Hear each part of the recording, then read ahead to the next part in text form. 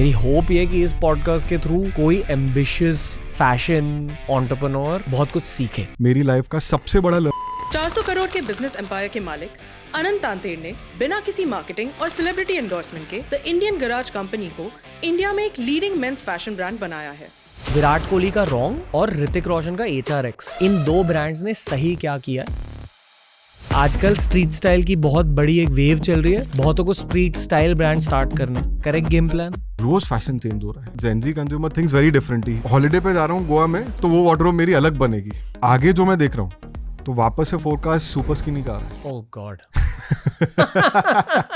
Tight cover. हाँ, जब मैं भी कॉलेज में था, बहुत सारे लोगों को टी शर्ट ब्रांड स्टार्ट करने थे। बच्चों को एडवाइस ये है, या जो भी young guys who want to get into से फैशन वुड बी, नहीं तो लंका लग जाए। मशहूर एथलीट है माइकल जॉर्डन, उन्होंने एयर जॉर्डन्स क्रिएट किए, वो बिलियनर बने लाइफ में।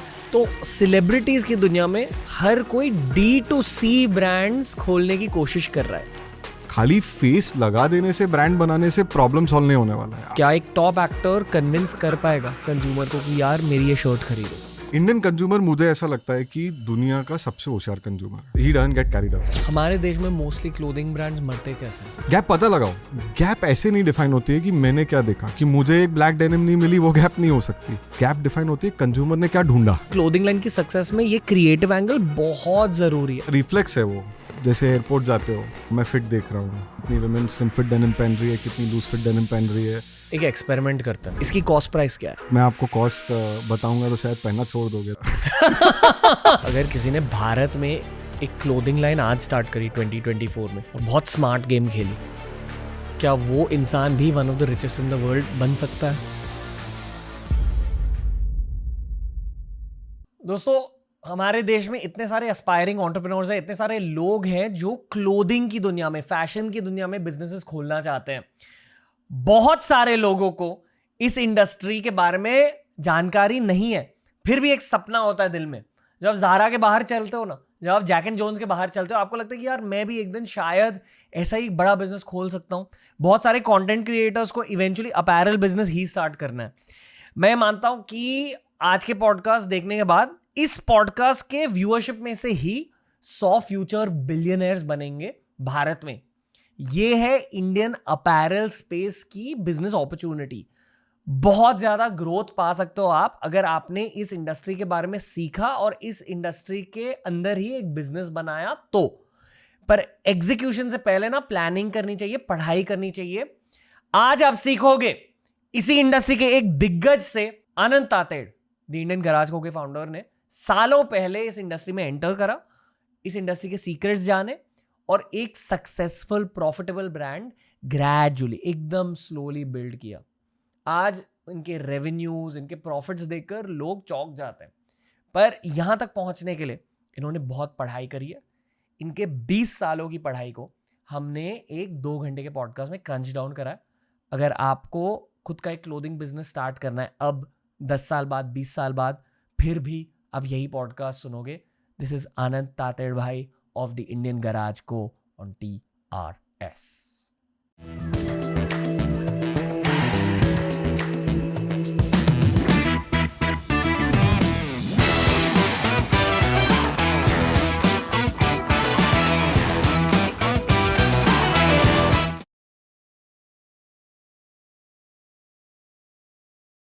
भारत में 2 चीज़ों की बहुत ज़्यादा हाइप है एट दिस पॉइंट।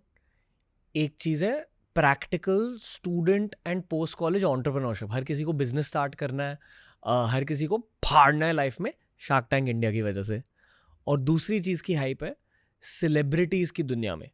सेलिब्रिटीज़ की लाइफ में एक सच्चाई है कि एक पॉइंट तक ना आपकी अर्निंग बहुत हाई चले जाती है और फिर उस पॉइंट के बाद आपकी अर्निंग्स प्लेटो करने लगती है, यानी कि हाई ग्रोथ नहीं मिलती। ये क्रिकेट का भी सच है, फिल्मों का भी सच है, यूट्यूबर्स का भी सच है। तो सेलिब्रिटीज की दुनिया में हर कोई D2C ब्रांड्स खोलने की कोशिश कर रहा है। पैरेलली स्टूडेंट्स और कॉलेज एंटरप्रेन्योर्स की दुनिया भी इसी टॉपिक के बारे में बात कर रही है, पर बहुत कम लोगों को D2C की समझ है। इसलिए आनंद भाई, आज आप हमें D2C के बारे में समझाओगे। तो हमने चालू किया बेचना 2010 में, 2010-11 में समझ लो आप, मोटा मोटा। और उसी समय इंडिया में चालू हो रहा था ई कॉमर्स पे, you know that trend of buying on e commerce. Deal sites थी पहले काफ़ी, यू नो 4 घंटे की डील, 6 घंटे की डील, कूपन खरीद लो, उसके बाद में डील खरीद लो, ये कर लो वो कर लो. फ्लिपकार्ट और स्नैपडील का फेज था. बहुत बाद में आए आई थिंक. Okay. उससे पहले fashion in you, 99 labels, you know home shop 18, नापतोल, ऐसे कई सारे अलग अलग यू नो वर्टिकल्स थे, और उन्हीं को हम आइडियली D2C बोलते थे, क्योंकि यू नो और ई कॉमर्स मार्केट प्लेसेस, उसका रीज़न ये था कि बेसिकली D2C का मतलब क्या है. D2C का मतलब है कि डायरेक्ट टू कंज्यूमर. आप अपनी मैन्युफैक्चरिंग और आपका जो प्रोडक्ट है उसकी जो डिस्ट्रीब्यूशन है वो सब कुछ आप संभाल रहे हो. प्रोडक्ट का डिज़ाइन आप संभाल रहे हो, प्रोडक्ट की मैन्युफैक्चरिंग आप संभाल रहे हो, प्रोडक्ट का सप्लाई चेन आप संभाल रहे हो, बना भी आप रहे हो, बेच भी आप रहे हो. तो फैशन में एक पहले होता था मैन्युफैक्चरर, या तो वो मैन्युफैक्चरर प्योर ब्रीड मैन्युफैक्चरर है, वो किसी और के लिए माल बना रहा है, या वो मैन्युफैक्चरर अपना खुद के ब्रांड लेबल में माल बना रहा है.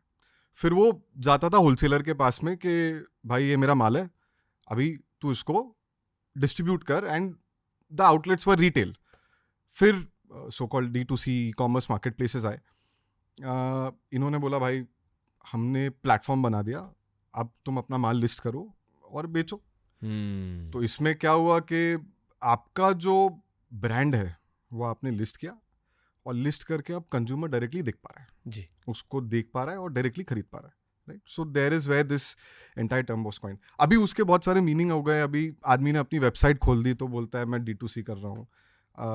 आदमी ने वाइट लेबलिंग कर लिया. So white labelling is basically आप किसी और के पास में गए, आपका माल बनवा लिया, उसके ऊपर आपका लेबल लगा दिया, और फिर आपने उसको ई कॉमर्स के थ्रू बेच दिया, उसको भी D2C बोल दिया. D2C का ओरिजिनल मतलब ये था कि आप मैन्युफैक्चरर हो, आप आपका प्रोडक्ट डायरेक्ट कंज्यूमर को बेच रहे हो. था जो हमने बेसिकली 2011 में क्रिएट किया कि you know we were pure breed manufacturers. हमने हमारा ब्रांड स्टार्ट किया, हमने रिटेल में भी बेचा, और हमने मार्केट प्लेसेस के साथ में भी बेचना चालू किया 2010-11 में, जब ये सारी डील साइट्स थी. And then you know later came all of the other market places, and you know what we see today is a very matured, बहुत matured e-commerce और D2C play हम देख रहे हैं. राइट. और उसके काफ़ी सारे मीनिंग और आइटरेशन भी निकल गए. अभी आपको आपकी जर्नी के बारे में डेफिनेटली पूछना है कि ये सप्लाई चेन कैसे बनाई. काफ़ी हद तक आपने एक बूटस्ट्रैप बिजनेस भी रन किया था. करेक्ट. पर उससे पहले मैं थोड़ा सा गियर स्विच करना चाहूँगा सेलिब्रिटीज़ की दुनिया में. करेक्ट. ओके. कहाँ से स्टार्ट करें? क्योंकि अक्सर ना भारत के सेलिब्रिटीज़ इंटरनेशनल सेलिब्रिटीज़ की गेम प्लान को कॉपी करते हैं. और हॉलीवुड में रायन रेनल्ड्स ने मेरे ख्याल से एक मोबाइल नेटवर्क खोला था, समथिंग लाइक दैट, और बहुत ज़्यादा कीमत के लिए ही sold it to I think AT&T if I am not mistaken. फिर उन्होंने मेरे ख्याल से एक टेकीला ब्रांड भी स्टार्ट किया था. बहुत सारे लोग वहाँ अल्कोहल के ब्रांड स्टार्ट करते हैं. वहाँ एक बहुत फेमस ब्यूटी कंटेंट क्रिएटर थी, Hooda beauty.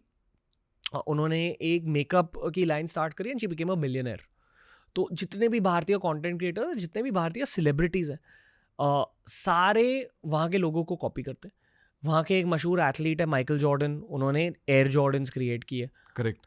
Based on creation of air Jordans वो बिलियनर बने लाइफ में.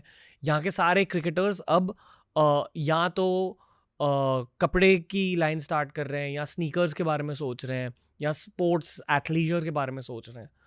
तो मेरा सवाल ये है कि ये सिर्फ 2024 की रियलिटी नहीं, ये पिछले 10 सालों की रियलिटी है. एंड मोस्टली जो मैंने नोटिस किया, 99% of celebrities fail eight D2C. मेरे ख्याल से सिर्फ विराट कोहली का रॉन्ग और ऋतिक रोशन का HRX, ये 2 ब्रांड्स हैं जिन्हें सक्सेस मिला है, जिनकी बातें एक्चुअली होती है लिविंग रूम्स में, कॉलेजेस में वगैरह. बाकी किसी भी इंडियन सेलिब्रिटी ने एक बड़ा D2C ब्रांड नहीं बनाया. एंड आई एम श्योर कि एक्चुअली इंडियन सेलिब्रिटीज़ भी ये पॉडकास्ट देख रहे होंगे. अब मेरी थियरी है कि D2C बनाने के लिए एक टाइगर की ज़रूरत होती है. समवन हुज फुल्ली डेडिकेटेड, जो D2C समझता है, जिसके पास एक्सपीरियंस है, नो हाउ है, बिजनेस स्किल्स है. और सेलिब्रिटी का जॉब उनके क्राफ्ट से रिलेटेड होता है. अगर मैं एक यूट्यूबर हूँ, मैं मेरे यूट्यूब गेम पर फोकस करूँगा, वो भी एक अलग से स्किल होती है. अगर मैं क्रिकेटर हूँ, मैं क्रिकेट पे फोकस करूँगा. अगर मैं एक एक्टर हूँ, मैं एक्टिंग पे फोकस करूँगा. करेक्ट. ओके. इस पूरे रियलिटी को पहले ब्रेक डाउन करना चाहूँगा, स्टार्टिंग विथ HRX एंड रॉन्ग, कोहली एंड ऋतिक रोशन. कुछ ऐसे भी रूमर्स है कि ऋतिक रोशन ने अपना थोड़ा सा स्टेक बेचकर 100 करोड़ से ज़्यादा रुपए कमाए हैं. I don't know true that is, but business circles में ऐसी बातें होती है. Again I boil down to just these two guys. इन दो ब्रांड्स ने सही क्या किया है कि we are sitting on talking about these two brands? सही तो एक ही चीज़ होती है, सही तो प्रोडक्ट होता है. प्रोडक्ट अगर आप क्रैक कर लोगे, देखो मुझे पर्सनली ये लगता है कि सेलिब्रिटी बनने में भी मेहनत गई. आपने भी, you have your own app right on meditation, you also climbed a lot of ladders of success in your life. तो सेलिब्रिटी बनने में भी मेहनत जाती है, उतनी मेहनत प्रोडक्ट में करनी पड़ेगी. अगर आप ये सोचते हो कि इंडियन कंज्यूमर, मुझे ऐसा लगता है कि दुनिया का सबसे होशियार कंज्यूमर है. ठीक है, मतलब इसमें कोई दो राय नहीं है. इंडियन कंज्यूमर की जो नॉलेज है, जो पकड़ है, बचपन से हम लोग जिस तरह से बड़े हुए, वो डीएनए हमारा कोई चेंज नहीं कर पाएगा, वो चेंज हो ही नहीं सकता. राइट. तो इंडियन कंज्यूमर बहुत शार्प है. सेलिब्रिटी आज, for us, our brand ambassador is Surya Kumar Yadav, cricketer, very very successful at what he does. He brings in that एक जो कॉन्फिडेंस बोलते हैं ना. आजकल क्या होता है कि मैं D2C से शॉपिंग कर रहा हूँ, यार वेबसाइट फेक हो सकती है, मेरे पैसे जा सकते हैं. Celebrity endorsement can be looked at two way. Celebrity starting their own brand और contributing to a brand and saying कि यार मैं इस ब्रांड में स्टेक लूंगा, या मैं इस कंपनी में स्टेक लूंगा, फिर मैं ब्रांड एम्बेसडर भी बन जाऊंगा, फिर ये कंपनी बड़ी हो जाएगी, और फिर हो सकता है वो कैश आउट करे या जो भी है. अगर आपको प्योर D2C बनाना है, जैसे रॉन्ग और HRX प्रोडक्ट लेड कंपनीज हैं, इन्होंने प्रोडक्ट बहुत बढ़िया बनाया. राइट. इन्होंने प्रोडक्ट को सॉल्व किया. जिन कंपनीज से इन्होंने टाई अप किया, दे वर प्राइमा फेसी प्रोडक्ट कंपनी. तो पहला तो प्रोडक्ट सॉल्व करना है. खाली एक बार के लिए हो सकता है कि मैं किसी बैनर पे किसी सेलिब्रिटी को देख के एक एस्पिरेशन डेवलप कर लूँ कि मुझे वो खरीदना है, वो अलग बात है. बट दूसरी बार अगर उसका प्रोडक्ट ठीक नहीं है तो मैं नहीं खरीदने वाला हूँ. राइट. मतलब कोई भी हो, मैं किसी को भी प्रीच करता हूँ तो भी, मैं किसी का आर्डेंट फॉलोअर हूँ तो भी, एज अ कंज्यूमर मैं बहुत स्मार्ट हूँ. As a consumer, Indian consumer बहुत स्मार्ट है. तो आपको प्रोडक्ट सॉल्व करना पड़ेगा. आपको जैसे एक एंटरप्रेन्योर प्रोडक्ट कंपनी बनाता है, वो प्रोडक्ट कंपनी बनानी पड़ेगी. वो प्रोडक्ट मार्केट फिट देखना पड़ेगा. कंज्यूमर की डिमांड समझनी पड़ेगी कि कंज्यूमर क्या चाहता है. थोड़े से हल्के से back to student mentality and college mentality switch करते हैं. जब मैं भी कॉलेज में था 2011 टू 2015, बहुत सारे लोगों को टी शर्ट ब्रांड स्टार्ट करने थे. और एक पॉइंट के बाद कुछ लोग कहते हैं कि क्लोथिंग ब्रांड स्टार्ट करने थे. जेन जीज भी स्पेशली Tier 1 में बहुत सारे स्ट्रीट स्टाइल ब्रांड स्टार्ट कर रहे हैं. तो जो आप ये कह रहे हो आपके मार्केट साइज के बारे में कि 1000x की ग्रोथ बाकी है, ये सारे स्टूडेंट्स और यंग एंटरप्रेन्योर्स यूटिलाइज कर पाएंगे इस अपॉर्चुनिटी को? 100%. इतना बड़ा मार्केट है, अपने को एंटरप्रेन्योर्स कम लगेंगे. मतलब इंडिया की अभी ये पोजीशन है कि एंटरप्रेन्योर्स कम है और मार्केट साइज बड़ा है. तो मुझे कहीं भी ये डाउट ही नहीं होता है कि अभी कहीं पर भी कोई सीलिंग हिट हो रहा है हमारा. और आप सिर्फ फैशन की बात कर रहे हो?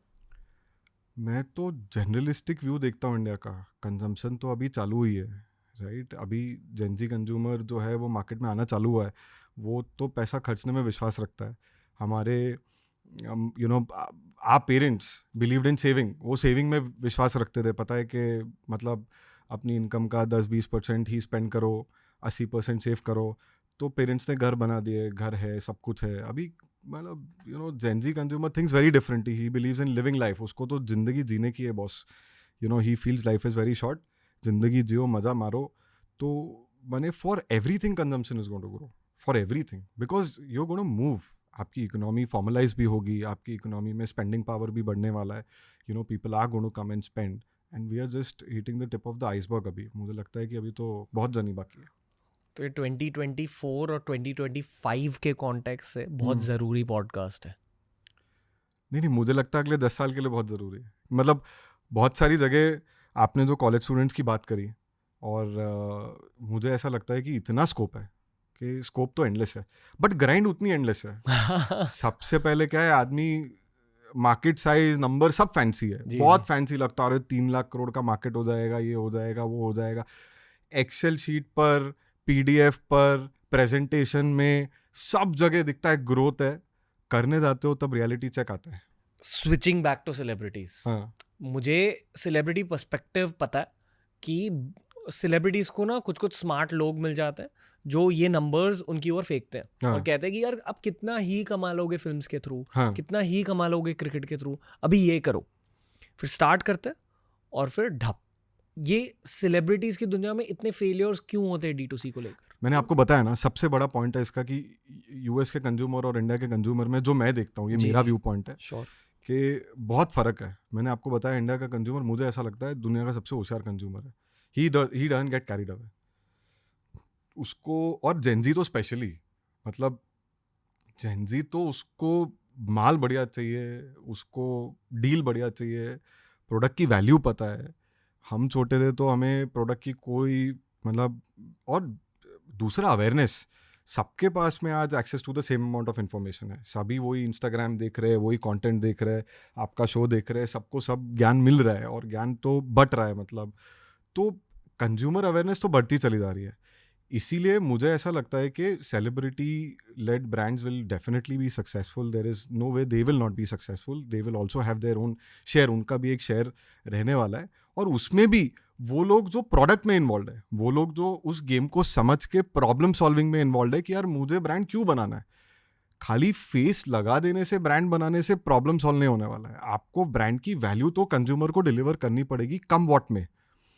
एस्पिरेशन बिल्ड हो सकता है, आप बहुत जाने जा सकते हो, but does that translate into real sales is a question that we'll have to ask. सबसे बड़ा क्वेश्चन है, does that translate into repeat. आज ई कॉमर्स की सबसे बड़ी प्रॉब्लम है रिपीट कंज्यूमर। अगर आप एक्सपीरियंस सही नहीं दोगे, आप D2C में एक बार माल बेच दोगे, बाद में या तो वापस आ जाएगा। अगर वापस नहीं आएगा तो क्या होगा, वो कंज्यूमर, या तो माल वापस आ जाएगा या कंज्यूमर वापस नहीं आएगा, दोनों में से एक चीज तो होने वाली। So then I think very good concept of having celebrity led brands, but they should stand for something. They should solve some problem, they should solve some product. कोई product ऐसा solve हो रहा है, और नहीं तो फिर वो जो इंडिया का लग्जरी और उससे थोड़ा नीचे वाला मार्केट है, वो फिर वही 2-3-4% मार्केट है, उसमें आप माने अच्छा ब्रांडेड स्पेस में खेल लो। उसमें there is a limited scope currently in India, आगे जाके वो भी अनलॉक होगा। एग्जांपल्स दे सकते हो examples of brands in that space? मतलब सी टुडे मैं ज़ारा की बात करता हूँ। ज़ारा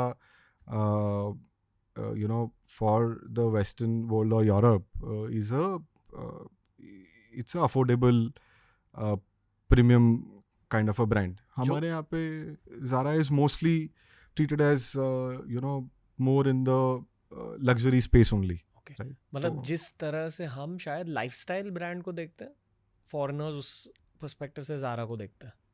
100% राइट। हाँ, उनके लिए वो अफोर्डेबल सेगमेंट में आता है। ओके। हाँ, बट इंडिया में ज़ारा हमारे लिए थोड़ा सा फैंसी है। हमारे लिए फैंसी है ना, मतलब 3,000 की शर्ट फैंसी हुई ना, माने 3,000, 4,000, 5,000 फैंसी है। I mean you can, me and you can have different perspective. हमारे पर्सपेक्टिव शायद हम बहुत नैरो माइंडसेट से मार्केट को देखते हैं, but where is majority of the India, right? And I think 70% of the shoppers today are shopping below 1,000 rupees, 1,000 रुपये के नीचे शॉप करता है। 3,000 तो फिर लग्जरी हुई। okay. जैसे ज़ारा के फाउंडर ऑर्टेगा, हाँ, Amancio Ortega is one of the richest people in the world. तो क्या अगर किसी ने भारत में एक क्लोथिंग लाइन आज स्टार्ट करी 2024 में और बहुत स्मार्ट गेम खेली, तो 20 साल 30 साल बाद क्या वो इंसान भी one of the richest in the world बन सकता है? उसके लिए खाली हमारी खुद की जनता को पहले ज़ारा बोलना बंद करके और डोमेस्टिक ब्रांड्स की बात करनी पड़ेगी। क्या हुआ है कि हम इनग्रेन्ड हो गए हमारे माइंडसेट में कि यूरोपियन है तो बढ़िया है, अमेरिकन है तो बढ़िया है। अच्छा है, मैं ये नहीं बोल रहा हूँ कि अच्छा नहीं है, बहुत सुपर है, बहुत बढ़िया है। They are very good companies, large organizations, what they have built is amazing.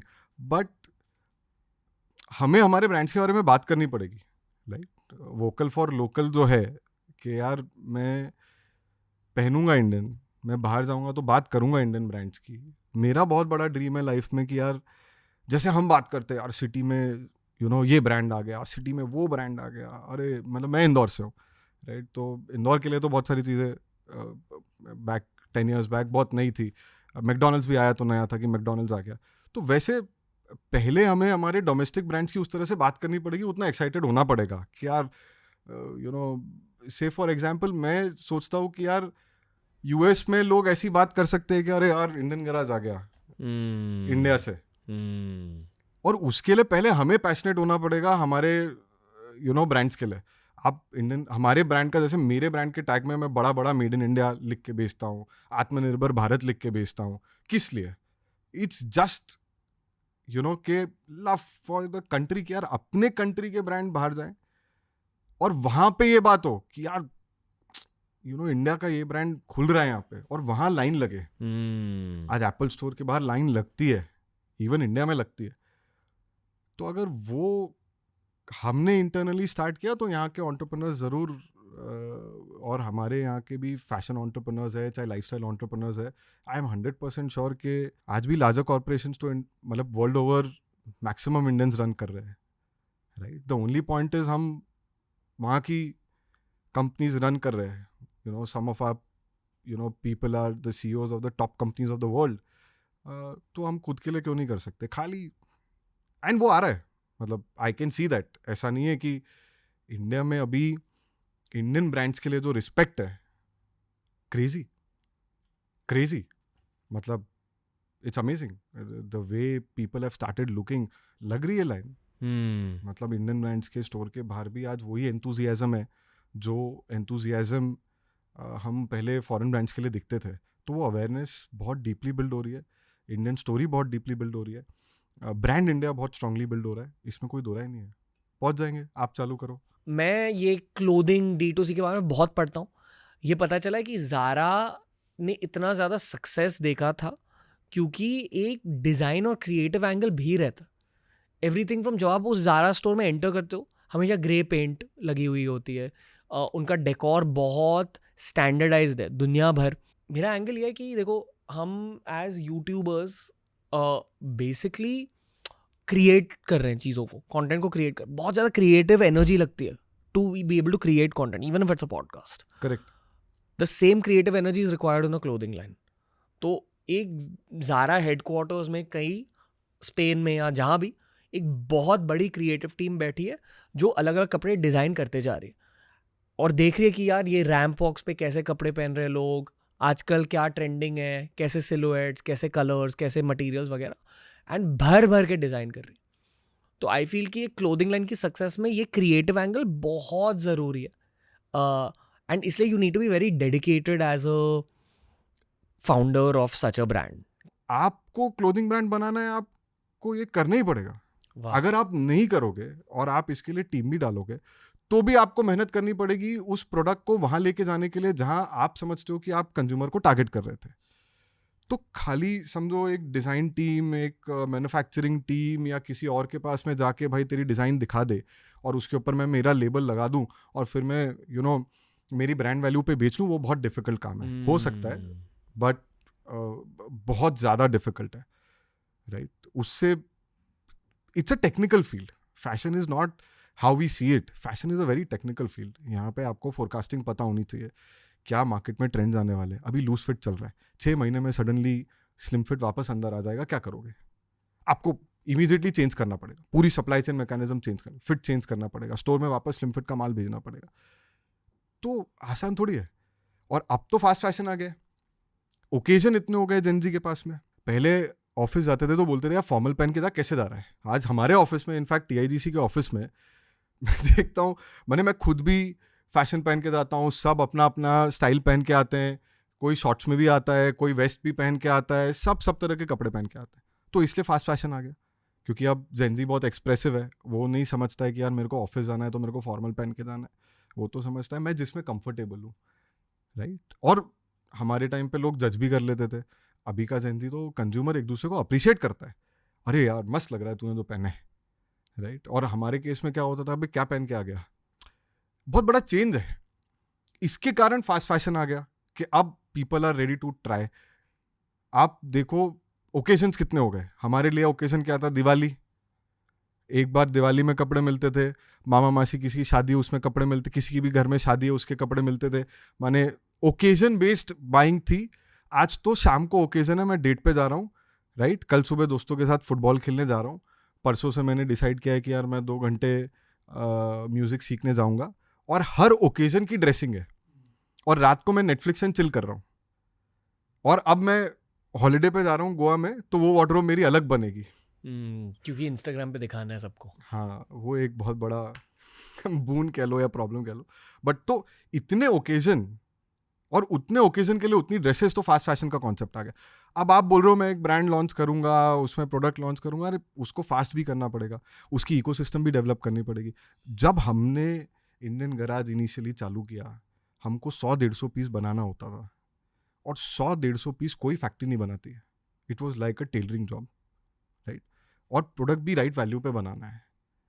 तो फैक्ट्री में बैठे अपने साथ एंटरप्रेन्योर्स को जोड़ा कि यार आपका 20 साल का एक्सपीरियंस है प्रोडक्शन में, एक काम करो, आप 12 मशीन लगा लो, 15 मशीन लगा लो, हम हेल्प करेंगे, लेकिन माल हमारा बना के दो। मेरे पास में आज ऐसी कम से कम 60 से 70 फैक्ट्रीज है जो डेडिकेटेडली कैप्टिव कैपेसिटी की तरह इंडियन गैराज के लिए काम करती है। ये सब कौन लोग हैं? ये यंग एंटरप्रेन्योर्स हैं जो टेक्निकल फील्ड्स, मतलब वो अपैरल में कहीं पर काम कर रहे थे, राइट? कोई प्रोडक्शन मैनेजर था, कोई फैक्ट्री मैनेजर था, वो सब एंटरप्रेन्योर बने। किसी ने 12 मशीन से 100 मशीन पे स्केल किया, किसी ने 50 मशीन से 150 मशीन पे स्केल किया। ये 10 साल का सप्लाई चेन है जो क्रिएट हुआ है। वाह। और ये सारे कौन लोग हैं जो मैंने समझो अपनी जॉब में 25-50 हज़ार रुपया कमा रहे थे, आज अपना बिजनेस करके 1.5 लाख रुपया 2 लाख रुपया घर लेके जा रहे हैं। तो ये सारा इकोसिस्टम आज फास्ट फैशन है, मेरे पास में कैपेसिटी है, मैं चेंज कर दूंगा। आप सोचते रह जाओगे कि यार मैं मेरे इसमें अभी चेंज करूं, फिर मैं मैन्युफैक्चरर के पास जाऊं, फिर वो मैन्युफैक्चरर मुझे प्राइसिंग करके भेजेगा, मैं वो प्राइसिंग अप्रूव करूंगा, फिर मैं ये करूंगा, फिर वो स्टोर में जाएगा। मैं तो 30 दिन में माल तब तक बेच के खाली कर दूंगा सर। आप सोचते रह जाओगे। तो पॉइंट इज की इकोसिस्टम, अगेन आपको इकोसिस्टम क्रिएट करना पड़ेगा। यू कैनॉट जस्ट से मैं एक क्लोथिंग ब्रांड चालू करना चाहता हूँ और उसके पीछे डिज़ाइन का इकोसिस्टम, स्क्रैपिंग का ecosystem. Back in the days हमारा स्क्रैपर कौन था? रिटेलर। 2013 में length and breadth of the country मैंने कवर किया। बैग लेके मैं रिटेलर के पास जाता था, उसको सैंपल दिखाता था, वो मेरा स्क्रैपिंग सिस्टम था। वो मुझे बताता था ये सैंपल अच्छा है, ये सैंपल बहुत बढ़िया बना है, ये सैंपल ख़राब है। 300-400 रिटेलर तक हमने इंडियन गैराज को पहुंचाया। उससे सबसे बड़ी लर्निंग प्रोडक्ट की मिली। आपको जाना पड़ेगा रिटेलर के पास में, सिखाएगा कौन? प्रोडक्ट खाली बना लेने से काम नहीं होगा, उसके अंदर फीडबैक बहुत आएंगे। वाह। मैं 1500 किलोमीटर हम ट्रैवल करते थे, बैग लेके एक एक रिटेलर के पास जाते थे, अपना सैंपल दिखाते थे, उनसे फीडबैक लेते थे, रात को जाके फीडबैक को नोट करते थे, अपने डिज़ाइनर को बेचते थे, भाई अगली बार प्रोडक्ट में अपने को ये चीज़ें और ध्यान रखनी है, मार्केट में ये नया आ गया। और रोज़ फैशन चेंज हो रहा है, राइट? तो आपको उतनी एजिलिटी डेवलप करनी पड़ेगी। आप रात को मेडिटेशन की ऐप पे जाते होगे शायद, राइट? और आप मेडिटेट करते होगे। मैं रात को पिंटरेस्ट पे जाके कपड़े ढूंढता हूँ कि आप समझ रहे हो, डिनर टेबल पे ये बात होती है कि आज प्रोडक्शन कितना आया। आपने बहुत अच्छे से ये भी समझाया कि सेलिब्रिटीज ये D2C ब्रांड्स क्यों नहीं कर पाते। पता नहीं, शायद आंसर हो गया होगा, but bro this is very time consuming जो आप कह रहे हो। हाँ, और हमारे देश में अगर ये D2C ब्रांड खड़ा करना है तो एकदम घिसाई करके अंदर घुस के खड़ा करना पड़ेगा। वही टाइगर की गेम है। तो उन सेलिब्रिटीज को भी एक केपेबल को-फाउंडर की जरूरत है। 100%। Each for each business. Capable co-founder, ecosystem creation will take its own time. तब तक हार नहीं मान सकते, आपको लगे रहना पड़ेगा। एक पर्सपेक्टिव यहाँ मैं देना चाहूँगा from the content creation angle. जितने हमारे इन्फ्लुएंसर मार्केटिंग के प्राइसेस होते हैं एट दिस पॉइंट, जो टॉप के कंटेंट क्रिएटर्स हैं जो बहुत टाइम से रहे हैं, it's higher than what Bollywood actors charge. Why? क्योंकि ब्रांड समझ चुके हैं कि कंटेंट क्रिएटर्स एक्चुअली चीज़ें बेच सकते हैं, क्योंकि ऑडियंस ज़्यादा डेडिकेटेड होती है, कंटेंट क्रिएटर्स ज़्यादा ऑनेस्ट होते हैं, और content creators only take up the brands which they know appeal to the audience, and they are usually the brands that the content creator would use themselves. Over 9 years मैंने notice किया है, even through Monk entertainment, a talent management agency, की brands are directing more money towards content creators than actors, क्योंकि content creators actually sales generate कर पाते हैं। इसलिए मैं पूछ रहा हूँ कि अगर दूसरे ब्रांड्स की चीज़ें नहीं बेच पा रहे actors, how will they be able to sell their own thing? The top actors also, क्या एक टॉप एक्टर कन्विंस कर पाएगा कंज्यूमर को कि यार मेरी ये शर्ट खरीदो? हाँ, एक बार के लिए, पहली बार के लिए तो कन्विंस कर लेगा, ब्रांड की एस्पिरेशन भी बन जाएगी। फिर मैंने आपको कहा ना, बाद में सारा गेम प्रोडक्ट का है, सारा गेम प्रोडक्ट का है। प्रोडक्ट अच्छा होना चाहिए, रिपीट कंज्यूमर अगर आ रहा है तो इट्स पॉसिबल। मतलब रिपीट कंज्यूमर तभी आएगा जब आप कंज्यूमर की प्रॉब्लम सॉल्व कर रहे हो, तब आप कंज्यूमर को सुन रहे हो कि भाई उसको क्या चाहिए, राइट? मेरे ख्याल से के ब्यूटी जो कटरीना कैफ का ब्रांड है, that's doing well. I believe Deepika Padukone ने भी एक ब्रांड लॉन्च किया था, उसकी चैटर हो रही थी थोड़े टाइम पहले, but I don't keep up with that space, so I am not too sure how it's doing. But out of the male celebrity brands I only know Hrithik Roshan's brand and Kohli's brand. और K L Rahul ने अभी एक perfume brand launch किया, हार्दिक पांड्या ने खुद का apparel launch किया। आई feel कि ये ना टॉप रंग ऑफ सेलिब्रिटीज है, I feel they still have a chance at it. But ये जो बाकी के जितने भी सेलिब्रिटीज हैं हमारे देश में, do they have that kind of power to convince the consumer to buy your stuff? Power तो है ही, that is why they are celebrities, right? Power तो एग्जिस्ट करता ही है। पावर के साथ में प्रोडक्ट का जो फिटमेंट है वो बहुत ज़रूरी है। मेरा सिंपल ये बोलना है कि आप ब्रांड एम्बेसडर है सूर्य कुमार, राइट? तो जो सूर्या के फैंस हैं, से फॉर एग्जांपल, या सूर्या के थ्रू हमारा ब्रांड और नोटिस होगा, वो लोग खरीदेंगे, एक बार के लिए खरीदेंगे। उसके बाद तो मेरे प्रोडक्ट की पावर है ना। उसके बाद अगर वो रिपीट आएंगे तो वो वापस प्रोडक्ट के लिए आएंगे। आज हमारा मार्केट में रिपीट रेट है 50 से 60%। कंज्यूमर वापस आता है, खरीदता है। क्यों खरीदता है, राइट? हमने तो मार्केटिंग में पैसा खर्च ही नहीं किया। हमारी तो नो मार्केटिंग की स्टोरी है। पैसा ही नहीं था, पैसा होता तो मार्केटिंग में खर्च करते। तो हमने अप्रोच क्या लिया? तो आप सेलिब्रिटी एंडोर्स ब्रांड की अगर बात करते हो तो स्टार्टिंग में एक एडवांटेज है, इमीडिएट एडवांटेज ये है कि इमीडिएटली एक जंप मिल जाता है। बट उसका मतलब ये नहीं है कि वो ब्रांड जीत जाएगा, और उसका मतलब ये भी नहीं है वो ब्रांड नहीं बन पाएगा। दोनों ही तरफ से फाइनल आपका जो है वो has to be your repeat consumer, your product, your product market fit, वो बहुत जरूरी है। Okay. तो any you can talk about, like you spoke about, is there a particular celebrity who will be able to make it successful? No, ऐसा कोई नहीं है कि यार पर्टिकुलर सेलिब्रिटी ने पर्टिकुलर लाइन ले ली या पर्टिकुलर एंडोर्समेंट कर दिया तो वो सक्सेसफुल हो जाएगा। धंधा धंधे की तरह ही बनेगा, राइट? सेलिब्रिटी से ब्रांड को पावर मिल सकता है, एस्पिरेशन मिल सकता है, क्या बोलते हैं वो, रेस में आगे स्टार्ट कर सकता है। बट उसके बाद में क्या? It's like graduating from IIT, आपको एक स्टार्ट में बहुत बड़ा पैकेज मिल जाता है, यू नो इट।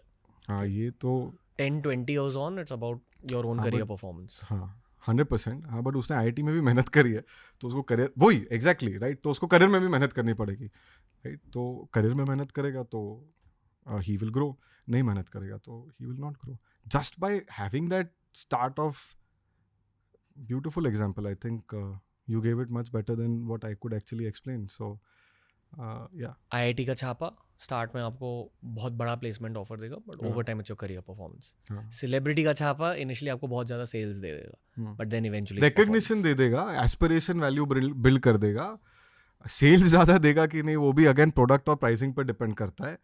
बट हाँ, एक रेस में थोड़े आगे से चालू करोगे, ऐसा है। हम तो देखो, हम तो पीछे वाले घोड़े हैं, राइट? हम तो मतलब I didn't have any money to do any marketing. तो मैंने बोला मोस्ट मार्केटेड ब्रांड नहीं बनाएंगे, मोस्ट डिस्ट्रीब्यूटेड ब्रांड बनाएंगे। जितने लोग पहनेंगे अपने आप मार्केटिंग हो जाएगी, प्रोडक्ट अच्छा है, वर्ड ऑफ माउथ से चले जाएंगे। आज समझ लो मोटा मोटा आज 400 करोड़ का माल बेच रहा है, तो that's a testimony to the fact कि if the product is good, and though you are short on marketing budget or you may have no marketing budget, you will get there. You will definitely get there. Okay. एक और celebrity brand है जिसकी बात नहीं हुई अब तक, अब होने वाली है, बीइंग ह्यूमन, सलमान खान। कितना पावर है। और उन्होंने I think he really peaked out with being human during his best phase of film also. वो 10 साल 2010 से 2020 तक जब उनका गोल्डन पीरियड चल रहा था, एट द सेम टाइम वो हर जगह बीइंग ह्यूमन पहन के जाते थे। हाँ, correct. So that's what we missed, that big story. Like Hrithik, like वो भी हमेशा everywhere he used to wear being human, and that used to happen. But ठीक है ना, मतलब अगेन उधर भी फाइनली क्या है, सेल तो तभी बढ़ेगी जब भी उनका फुटप्रिंट और बढ़ता चला जाएगा. फुटप्रिंट बढ़ाना आसान हो जाता है थोड़ा, बट अगेन वो फुटप्रिंट, मैं एक रिटेलर हूँ, मैं एक सिंपल एग्जांपल देता हूँ, ठीक है. मैं एक रिटेलर हूँ, मुझे किस चीज़ से मतलब है, मेरी पर स्क्वायर फीट सेल हायर होनी चाहिए, करेक्ट. अब मेरी पर स्क्वायर फीट सेल कब हायर होगी? जब कंज्यूमर आके मेरा माल खरीदेगा. कंज्यूमर आके माल नहीं खरीदेगा, राइट, तो मेरी पर स्क्वायर फीट सेल हायर नहीं होगी. तो मैं एक बार के लिए जगह दे दूंगा और उस जगह पर आके लोग माल देख लेंगे. उसके बाद में अगर माल बिक गया तो बहुत अच्छी बात है, नहीं बिका तो फिर वो कोई भी हो, मेरे को तो मेरी दुकान का रेंटल निकालना है ना. मेरे को तो मेरी पर स्क्वायर फीट सेल से मतलब है. एक ब्रांड मुझे पर डे पर स्क्वायर फीट 50 रुपया दे रहा है, एक ब्रांड मुझे पर डे पर स्क्वायर फीट 20 रुपया दे रहा है. अब वो चाहे किसी का भी ब्रांड हो, मेरी तो रेंटल वेस्ट हो रही है. मैं तो बोलूँगा भाई मुझे तो ये 50 वाला वापस चाहिए, एक और 50 वाला लेके आओ. अब वो चाहे कोई भी ब्रांड हो. So I think that is what it is. According to me ये बहुत ज़्यादा रेलिवेंट कॉन्वर्सेशन है, keeping modern day entrepreneurship in mind. बहुत सारे लोग फैशन ब्रांड स्टार्ट करने, पर किसी को पता नहीं कि कहाँ से शुरुआत करें. मैंने भी इतनी ज़्यादा पढ़ाई के बाद कुछ प्रैक्टिकल सीखा नहीं है. सबसे प्रैक्टिकल कॉन्वर्सेशन है अकॉर्डिंग टू मी जो आप कह रहे हो, क्योंकि what ever you're saying is based on actual experience.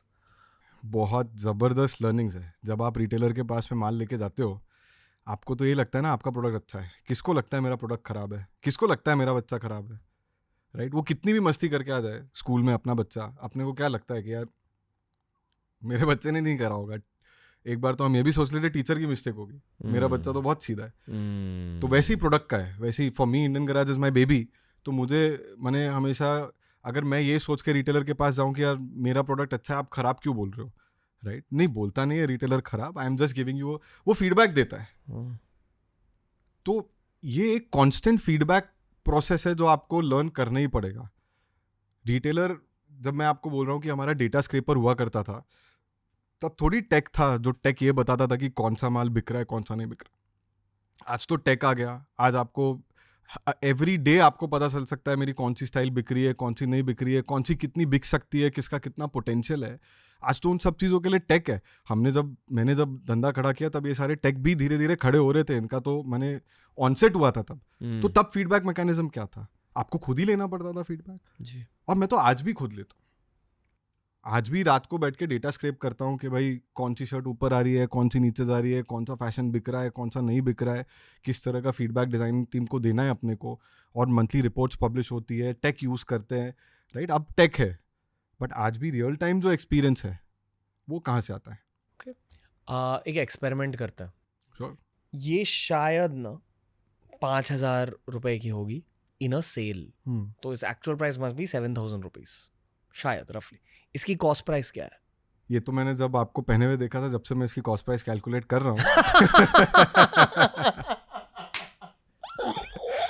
तो हमारा दिमाग ऐसे ही चलता है ना. मतलब हम तो यही सोचते हैं अच्छा ये पहना है, कौन से ब्रांड का होगा, क्या कॉस्ट में बना होगा, क्या कॉस्ट में बेच रहा होगा. तो हमारा जो सेंट्रल प्रोसेसिंग यूनिट है वो ऐसे ही वो पूरे दिन यही काम करता रहता है. आप जैसे एयरपोर्ट जाते हो, आप जनता देख रहे हो, मैं फिट देख रहा हूँ, राइट. कि हमने अभी विमेंस वेयर ब्रांड लॉन्च किया है, तो मैं ये ऑब्जर्व करता रहता हूँ कि कितनी विमेन स्लिम फिट डेनिम पहन रही है, कितनी लूज फिट डेनिम पहन रही है, कितनी विमेन क्रॉप टॉप पहन रही है, या कितनी विमेन ड्रेसेस पहन रही है. तो वो तो एक मतलब नाउ दैट्स लाइक वो कौन सा रिएक्शन बोलते हैं ना, मतलब इट्स लाइक रिफ्लेक्स. हाँ रिफ्लेक्स है वो कि. बट मैं आपको कॉस्ट बताऊंगा तो शायद पहनना छोड़ दोगे, तो इसलिए नहीं बोलो नहीं मतलब देखो, इसमें R&D की एक प्रोडक्ट की एक कॉस्ट होती है, उसके बाद में ब्रांड की एक कॉस्ट होती है, उसके बाद में ये लोग रिसर्च डेवलपमेंट बहुत करते हैं उसकी एक कॉस्ट होती है, मार्केटिंग बहुत करते हैं उसकी एक कॉस्ट होती है. तो प्रोडक्ट में आपने जो पहना है उसमें खाली प्रोडक्ट की कॉस्ट देखना मैं कहूँगा कि गलत है. ओके. मतलब वैसे देखने जाओगे तो बहुत चुभेगा, बट इट्स फाइन. ये मतलब लग्जरी ब्रांड्स में चुभेगा, मतलब ऑनेस्टली लग्जरी ब्रांड्स में चुभेगा. Product and price is a factor of how well you are buying first, how much you are spending on marketing, are you charging your customer for the brand. मैं आपको ये बोल सकता हूँ कि बहुत फाइन से फाइन भी कपड़ा ले लो और बहुत अच्छा एक मिल का दूसरा कपड़ा भी ले लो, तो उसमें अगर एक शर्ट में बना रहा हूँ तो बहुत ज़्यादा फ़र्क आ गया तो 200-300 रुपये का फ़र्क आ सकता है कॉस्ट प्राइस में, राइट। एक नॉर्मल ब्रांड की मैं बात कर रहा हूँ, मतलब समझो कोई एक अगर 1000 में बेच रहा है और 3000 में बेच रहा है, उससे ज़्यादा फ़र्क नहीं आ सकता। सबसे बेस्ट कपड़ा लेके भी इनपुट कॉस्ट में, ऑन द प्रोडक्ट पर से आई एम सेइंग, बट उनकी बाकी कॉस्ट भी बहुत हाई रहती है। सो ये बोलना कि वो ज़्यादा चार्ज करके, that's their game, right. They are charging you for it because there is also some amount of exclusivity. But उसका मैंने आपको बताया ना कि हमने आज तक मार्केटिंग में पैसा नहीं जलाया। जितने D2C ब्रांड्स बने, मोस्ट ऑफ देम केम फटाफट इन्फ्लुएंसर मार्केटिंग किया, ये मार्केटिंग किया, वो मार्केटिंग किया, रोज कंटेंट बनाया, रील बनाया, ये बनाया, वो बनाया। हमने मार्केटिंग तब तक नहीं किया, या अभी भी हमने बहुत छोटा मार्केटिंग चालू किया है, जब तक हम उस स्केल पे ना पहुंच जाए कि हम वो मार्केटिंग की कॉस्ट भी प्रोडक्ट के ऊपर डालें। हमने जब when we decided to pick up Surya Kumar as a brand ambassador,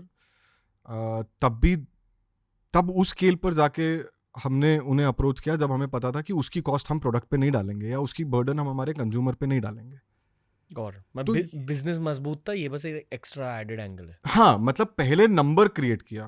तो वो सबकी अपनी अपनी अप्रोच है लाइफ में यार। आप लग्जरी ब्रांड बनाओगे तो पहले आप बढ़िया पार्टी रखोगे, यॉट पे लेके जाओगे, प्रोबेबली फैंसी रैंप वॉक कराओगे, ये करोगे, वो करोगे, तो वो कॉस्ट तो कहीं से निकलनी है। आप एस्पिरेशन बिल्ड करोगे। अभी आप समझो ब्रांड खोलते हो, या आप कल if you start a apparel brand, if you have knowledge of that you can do it. अगर आपको पता ही नहीं है कि यार कलर टेस्टिंग क्या होती है, स्पाइरलिटी टेस्टिंग क्या होती है, right, dry crocking, wet crocking, which is something to do with colour only, tensile strength क्या है, टियर स्ट्रेंथ क्या है, आपको पता नहीं होगा तो आप नहीं करोगे।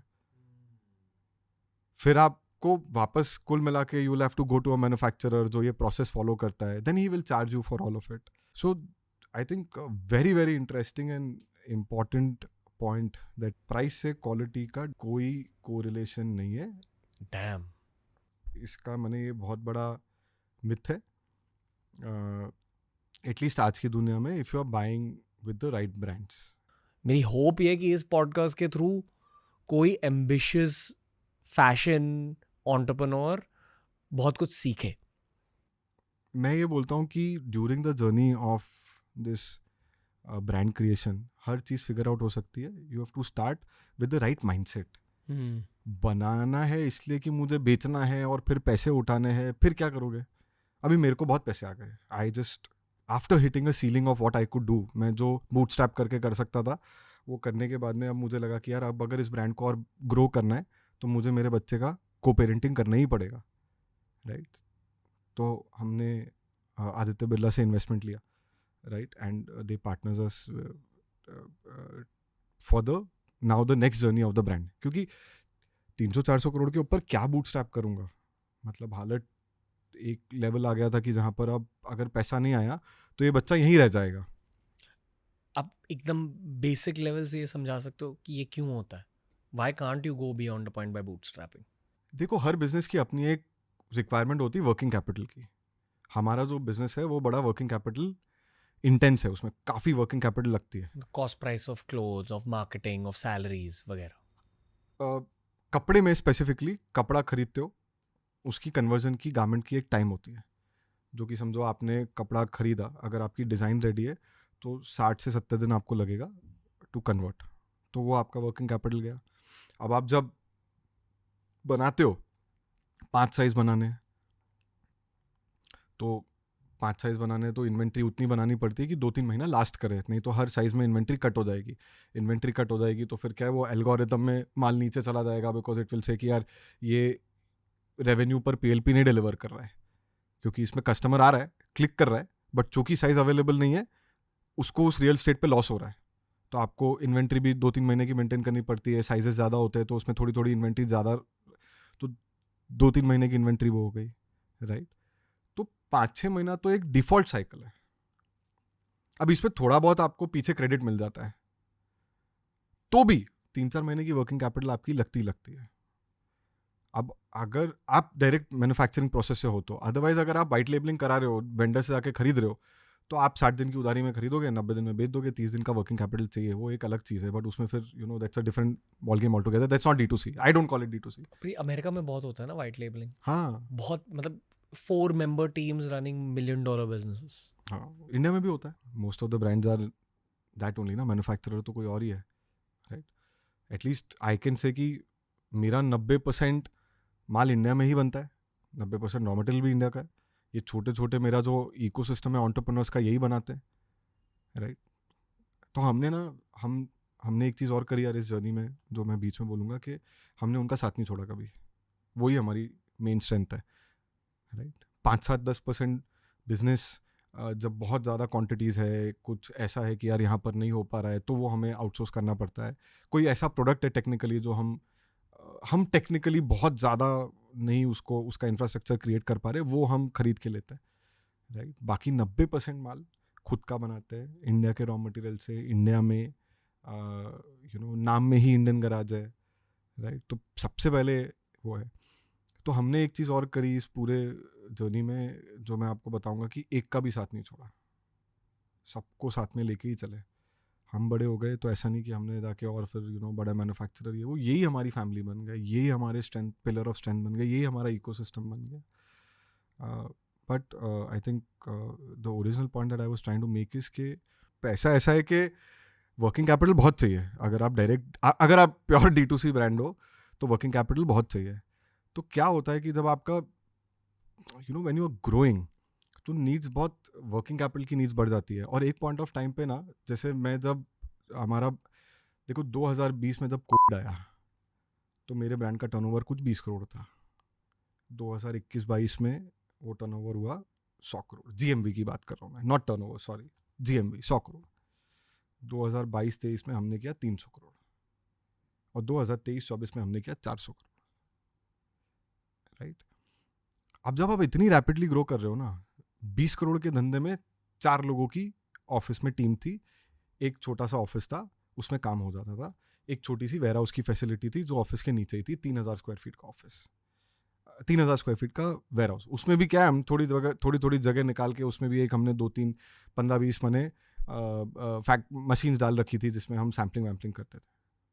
बट जब आप इतनी रैपिडली ग्रो करते हो ना, तो फिक्स्ड इन्वेस्टमेंट में, फिक्स्ड एसेट में आपका इन्वेस्टमेंट जाता है, वर्किंग कैपिटल आपको फास्टर चाहिए, थोड़े बहुत लोग भी आपको हायर करना पड़ता है। तब तो मैं ही HR, मेरा फाइनेंस टीम में एक लड़का था यंग 25 साल का, वो ही HR, मतलब वो ही मैंने ये भी वही देख रहा है, 4 चीज़ें मैं ही देख रहा हूँ, 1-2 ही डिज़ाइनर्स हैं, राइट। तो उसमें आपको फिर जब आप टीम बिल्ड करना चालू करते हो तो आप एक फेज पर ऐसा आते हो कि टीम में भी पैसा जा रहा है, फिक्स्ड एसेट में भी पैसा जा रहा है, इन्वेंट्री में भी पैसा जा रहा है, क्योंकि एडिशनल इन्वेंट्री बनानी है और फास्टर बनानी है। हमने क्योंकि ये छोटा इकोसिस्टम क्रिएट किया था, इनको भी सपोर्ट देना पड़ रहा है कि भाई तुम भी मशीन बढ़ाओ, तो वहाँ पे भी पैसा लग रहा है। तो एक लेवल वो आ गया था। और अब एक चीज़ ये भी लग रही थी कि यार अब थोड़ा बहुत स्पेंड भी करेंगे, थोड़ी अवेयरनेस भी ब्रांड की बढ़ाएंगे, तो वो अवेयरनेस बढ़ाने के लिए भी पैसा चाहिए था। तो धंधा मैंने बनाया इसलिए नहीं कि मुझे कभी पता था, यार उस जमाने में तो PE और VC पता नहीं थे मुझे, ऑनेस्टली बोलता हूँ मैं, राइट। PE VC मेरे को तो ये था कि घर वालों ने पैसा नहीं दिया, कौन देने वाला है। जब बैंक को जाके पूछा, बैंक ने बोला कोलैटरल लेके आओ। मैं बोला मेरे पास कोलैटरल होती तो थोड़ी आपके पास आता मैं लोन मांगने। तो बोले तुम्हारे पापा का घर तो होगा। मैंने कहा वो तो उन्होंने खुद ही लगा रखा है अपने धंधे के लिए, राइट। मैंने कहा वो तो he is himself given that as a collateral, तो मैं कहाँ से लेके आऊँ और किससे मांगने जाऊँ और कौन देने वाला है। बैंक मैनेजर को मिन्नतें करी, किसी ने CGTMSE स्कीम के बारे में बताया था कि भाई इससे आपको बिना कोलैटरल के लोन मिल सकता है। जयवंत राव करके कैनरा बैंक के बैंक मैनेजर थे, मुझे आज भी नाम याद है और मैं आज भी बहुत ग्रेटफुल हूँ। तो उन्होंने मुझे बोला देख बेटा, मैं मेरी रिस्क पे पैसा दे रहा हूँ, ये पैसा अगर वापस नहीं आया ना तो मेरे नाम पे ला चला है, तो तू पैसा बहुत संभाल के दे तो रहा हूँ मैं। और CGTMSE में ही was suppose to give also, but क्या रिस्क तो उनके ऊपर आती है कहीं ना कहीं। उसमें कुछ फंड गवर्नमेंट गारंटी करता है, बट कुछ फंड बैंक को गारंटी करना पड़ता है। ऐसी कोई स्कीम है जिसमें collateral fee small and medium enterprises को लोन मिल जाता है, राइट। तो तब थोड़ी ये सोच के बनाया था कि यार यहाँ से चालू करेंगे, फिर हमको तो बनाना है, बना के बेच देना है, वैल्यूएशन लेके आनी है, उसके लिए धंधा नहीं बनाना चाहिए। धंधा प्योर धंधे की तरह बनाओ, जब पैसे की ज़रूरत पड़ेगी तो पैसा भी रेस करो, पब्लिक जाने की ज़रूरत पड़ेगी पब्लिक भी जाओ, राइट। बट बहुत हार्ड डिसीजन है जब आपको आपके बच्चे को को पेरेंट करना पड़ता है। It's not easy. ये आज तक आपका बच्चा था, राइट। इसकी एक एक ईंट, इसका एक एक इंसान आपके साथ में जुड़ा हुआ था, आपने लगाया था, आपने बनाया था। अब सडनली कोई आके उसको को पेरेंट करने वाला है, वो भी उसके अंदर अपने इनपुट देने वाला है। वो इजी नहीं है। सबको लगता है पैसा आ गया जिंदगी बन गई, ऐसा कुछ नहीं होता है। मेरे पास में पैसा आया, मैं जैसे रात को घर जाके सोता हूँ वैसे ही सोया। कंपनी में भी पैसा आया, मैंने अगले दिन कोई फैंसी स्पेंडिंग कंपनी में नहीं करी। मैंने अपनी टीम को बोला देखो, अपने ऊपर ट्रस्ट करके किसी ने पैसा दिया है, अपनी वॉर चेस्ट क्रिएट हो गई है, अब डबल जाना है। और 1500 करोड़ की जीएमबी का नंबर लिख दिया बोर्ड पर और साइन करा लिया पूरी टॉप टीम से कि भैया ये नंबर अचीव करके देना है, किसी ने अपने ऊपर ट्रस्ट करके पैसा दिया है। तो पैसा उठाना भी कोई ऐसा नहीं है। और ऑब्वियसली जिसने इन्वेस्ट किया वो भी रिटर्न के लिए इन्वेस्ट कर रहा है ना, आपके ट्रस्ट पे इन्वेस्ट कर रहा है। तो figure it out during your way, right. What I am saying is build right. बहुत सारे टेंजेंशियल सवाल हैं, पर मैं ये भी जानता हूँ कि बहुत सारे लिसनर्स एक बिगिनर्स माइंडसेट से भी इस पॉडकास्ट को देख रहे हैं। इसलिए आई थिंक कि अब हमें पॉडकास्ट की मेन सेक्शन की शुरुआत करनी चाहिए, which is practical game plan.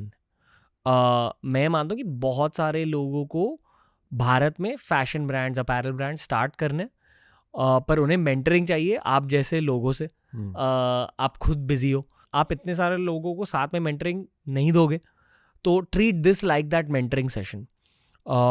बहुत सारे लिसनर्स कॉलेज स्टूडेंट्स हैं।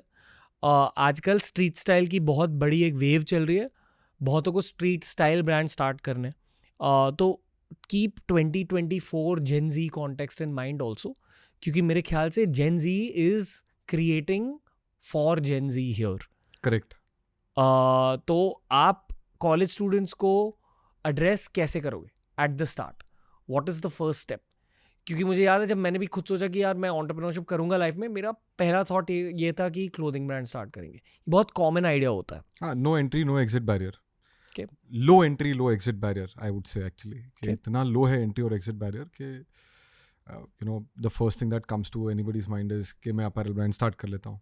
मैं भी वहीं से चालू हुआ था। तो my first point would be कि it looks very fancy, right, कि अरे क्या है, ब्रांड बना देंगे, चालू कर देंगे। Must start your journey from a doorman, rise up to a chairman, right, work in a company, take experience, deliver in a secured environment. पहले इंटरप्रेनर बनो, उस कंपनी के लिए कुछ ऐसा काम करके दिखाओ, उस कंपनी में कुछ ऐसा परफॉर्म करके दिखाओ कि यार हाँ, ये एक पर्टिकुलर सेगमेंट एक कंपनी का मैं हैंडल कर पाया या कर रहा हूँ। तो अगर फैशन ब्रांड स्टार्ट करना है, क्लोथिंग ब्रांड स्टार्ट करना है, कौन से कंपनीज को टारगेट करना चाहिए? बहुत सारी कंपनीज है। I mean you can, and there are brands that you can target, there are manufacturers that you can target. कहीं से भी चालू कर सकते हो, राइट। ज़्यादा मुझे ऐसा लगता है कि ये एनालिसिस नहीं करना चाहिए कि कहाँ से चालू करूँ। मेरे को माई पर्सनल फीलिंग इज बहुत ज़्यादा एनालिसिस में पैरालिसिस हो जाता है। तो कहीं से भी चालू कर लो, किसी भी कंपनी से, राइट। इंडियन गैराज से चालू कर लो, no problem, you know, there is absolutely no problem, most invited, right. But घिसाई होगी ज़बरदस्त। यहाँ पर हमारे यहाँ पर आज कोई इंटर्न आता है, हमारी पहली शर्त ये होती है कि भाई काम करना पड़ेगा, राइट, और अपने आप को प्रूफ करना पड़ेगा, परफॉर्म करना पड़ेगा। बहुत सारे नोन लोग हैं जो आज फ़ोन करते हैं और बोलते हैं कि यार you know I am sending my son, I am sending my daughter. मैं उनसे एक ही चीज़ पूछता हूँ, इफ़ दे नो मी, मैं ये पूछता हूँ भाई मैंने रियली में ट्रेन करना है या वो 3-4 महीने काटने हैं लाइफ के? दोनों तरह का प्रोग्राम करा जा सकता है, राइट। और अगर रियली में ट्रेन करना है तो घिसाई होगी, 9 से 9 काम भी करना पड़ेगा, राइट, डिलीवर भी करना पड़ेगा। तो वैसी सिचुएशन से जब आप डील करते हो तब आपको एक्सपीरियंस आता है रियल टाइम।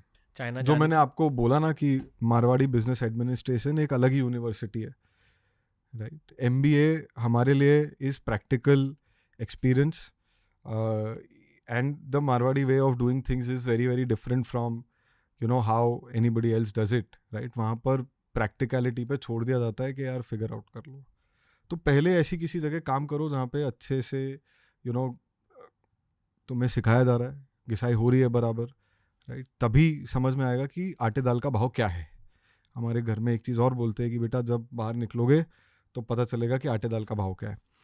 उसके बाद में जो मैंने इससे एक चीज़ और सीखी है कि स्टार्ट राइट, बिल्ड राइट। जिस दिन तुम्हारा टाइम आए उस दिन तुम्हारी कैपेबिलिटी होनी चाहिए। प्रोसेस सिस्टम पहले दिन कंपनी में ऐसे डालो कि जिस दिन वो गैप मिल जाए। मैंने 30 करोड़ से 300 करोड़ का धंधा बनाया 3 साल में, 16 लोगों की टीम से 500 लोगों की टीम बनाई 3 साल में, बट उसका बेस बनाया 10 साल में। तो इमारत की नींव सबसे मजबूत होनी चाहिए। वो नींव बनाने में टाइम जाएगा, जल्दी मत करो, राइट? और फिर तुम्हारा टाइम आएगा, और जब टाइम आए, राइट, तब खींच दो। बेसिक रूल्स क्या होते हैं बेस के लिए? पहले दिन से system, process, your business plan, the people you hire, you should surround yourself with a team who's as hungry as you are. नहीं तो लंका लग जाएगी, गारंटीड लंका लगेगी। मतलब 100 इंटरव्यू होते हैं, उसके बाद में एक इंसान सिलेक्ट होता है हमारे यहाँ पे, क्योंकि जिसको कुछ कर गुजरना है ना, जिसके अंदर आ गए कि यार जरूरी नहीं है कि धंधा मेरा हो, जरूरी ये है कि मुझे चांस दिया जाए परफॉर्म करने का, वही इंसान तुम्हारी टीम में होना चाहिए, राइट? तो वैसे लोग ढूंढने पड़ेंगे। और इनिशियली जब आप बिजनेस बनाने जाओगे, कोई भी कॉलेज का आज ग्रेजुएट बिजनेस बनाने जाएगा, बहुत फैंसी लगता है, मैं आदमी हायर कर लूंगा, ये हो जाएगा, वो हो जाएगा। कुछ भी होता नहीं। आदमी क्यों काम करेगा तुम्हारे साथ? वो तो जवाब दो पहले। Why would somebody leave? हमको लगता है बहुत सारी स्टोरीज सुन के आपको अपने आप को एक टाइम पर सप्लायर को बेचना पड़ेगा कि भाई मुझे क्रेडिट दे दे।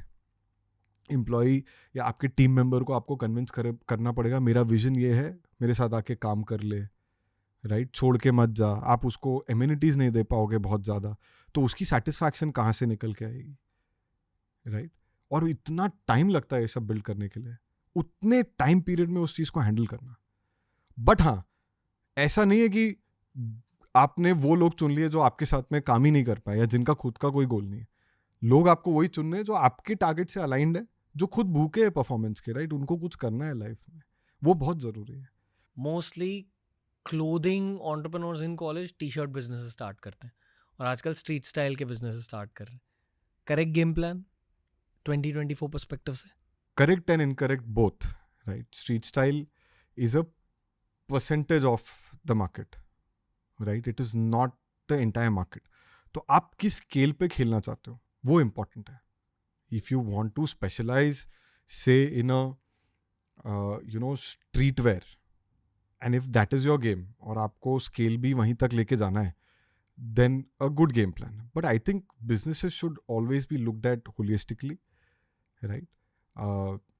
Street style का market बहुत बड़ा है. 1 out of 3 shoppers today are Gen Z, right? But not all Gen Zs are also buying street style, na?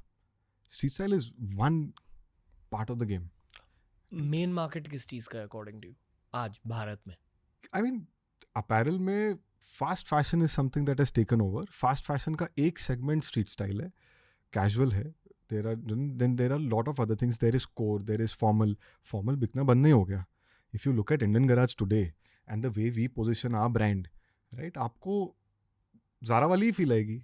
सब कुछ मिलता है। आप ज़ारा में जाओ, आपको स्ट्रीट स्टाइल भी मिलेगा, आपको स्लिम फिट नॉर्मल डेनिम भी मिलेगा, आपको ब्लेजर भी मिलेगा, आपको सूट भी मिलेगा, आपको वेस्ट भी मिलेगा, राइट? आपको सब कुछ मिलेगा। तो अगर ये करना, हाँ, अगर एक्चुअली इंडियन ज़ारा बनाना, तो फिर एज अ बिगिनर स्टेप्स क्या होने चाहिए?